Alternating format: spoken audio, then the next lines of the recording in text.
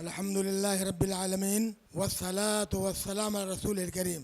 قرآن پاک کے مطالعے سے اور انبیاء کی سیرت سے یہ بات واضح ہوتی ہے کہ انسان اور جن کا اصل مسئلہ توحید الوہیت رہا ہے، اور وہ توحید جس کو انبیاء اور رسول اللہ کی طرف سے لے کر آئے، اور اصطلاح میں ایک ہے فقہ اکبر اور ایک ہے فقہ اصغر۔ اب تک جتنی باتیں ہوئیں اس کا تعلق فقہ اصغر سے ہے۔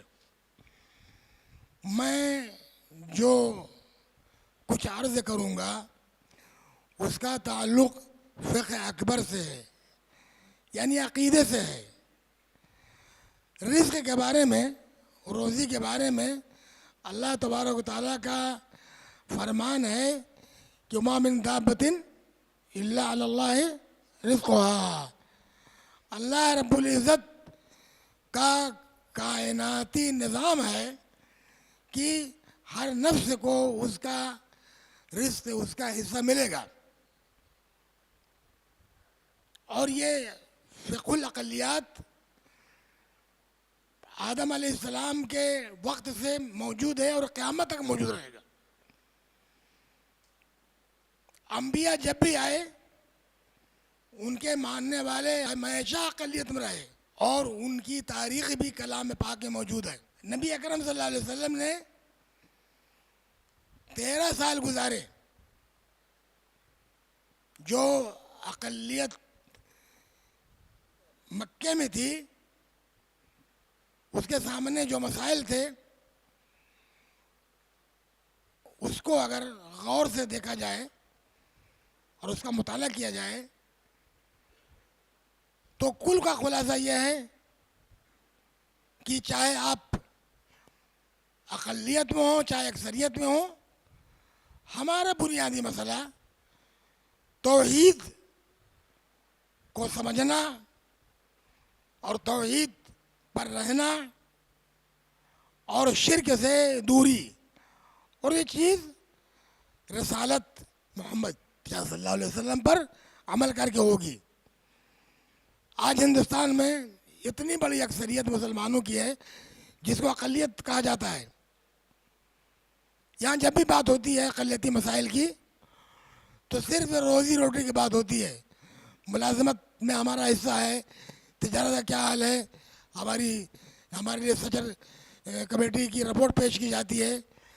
ان سب کی اپنی ایک الگ اہمیت ہے، اس سے انکار نہیں ہے، لیکن آپ سن لیجئے سب سے بڑا مسئلہ کتاب و سنت کی روشنی میں وہ عقیدہ توحید کا ہے، اور جہاں مسلمان اقلیت میں ہیں وہاں ان کے لیے اللہ کی طرف رجوع اور توحید پر رہنا اور توحید و شرک کے سلسلے میں ہمتاً ان کو کوشش کرنا، اس کی بڑی اہمیت ہے۔ ابو بکر رضی اللہ تعالیٰ عنہ کے بارے میں آتا ہے کہ جب کفار مکہ نے ان سے کہا کہ تمہارے محمد کے دعوے تو بڑے لمبے ہیں، وہ تو کہتے ہیں کہ ہم گئے تھے بیت المقدس اور ہم گئے تھے اللہ کے یہاں اسراء معراج میں، تو کہا کہ تم لوگ بڑے بیوقوف ہو۔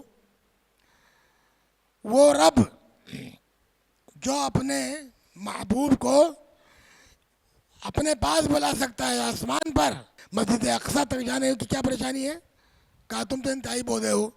یہ تھا ایمان، یہ تھا صحابہ کرام کا ایمان۔ دین اسلام اللہ کے دین ہے، سارے انبیاء کے دین ہے، اور یہی دنیا کی حقیقت ہے۔ وما خلقت الجن والانس الا لیعبدون۔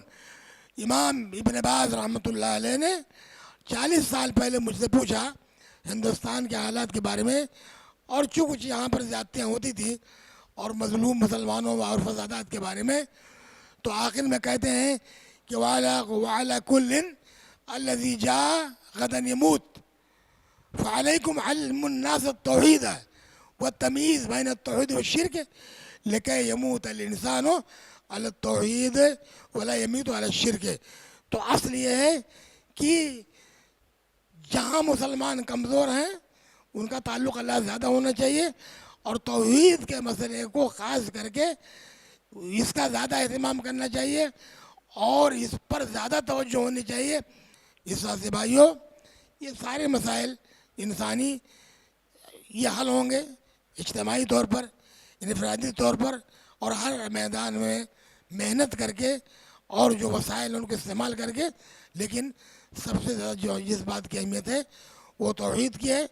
اور قرآن میں تعالوا الی کلمۃ سواء اللہ تعالیٰ نے فرمایا بنی اسرائیل سے، اور بھی آیات ہیں یعنی وہی توحید اور شرک سے متعلق کہ آؤ اکٹھا ہو جاؤ، توحید کو مانو شرک کو نہیں مانو.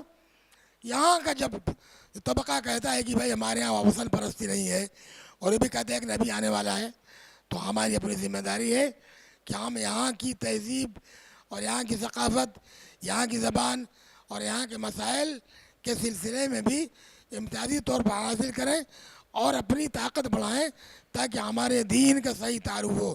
آپ یقین جانیے اگر ہمارے دین کا صحیح تعارف ہو جائے اور مسلمان اسلامی اخلاق پر آ جائیں تو دعوت کا مسئلہ اپنے آپ حل ہو جائے گا. اور یہ جو کچھ ہمارے اوپر مصیبت آئی ہوئی دنیا میں یہ بما کسبت ایدی الناس سے ہے.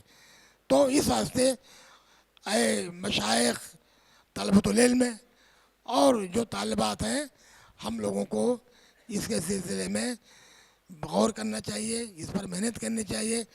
میری دعا ہے کہ یہ جو اجتماع ہو رہا ہے اللہ تعالیٰ اس اجتماع کو مبارک بنائے، اور یہ ادارہ جو قائم کیا گیا ہے اس اہم خدمت کے لیے اللہ تعالیٰ اس کے اعضاء مقدس کو پورا کرے. وصلی اللہ علیہ نبینا محمد وعلی آلہ وصحبہ وسلم.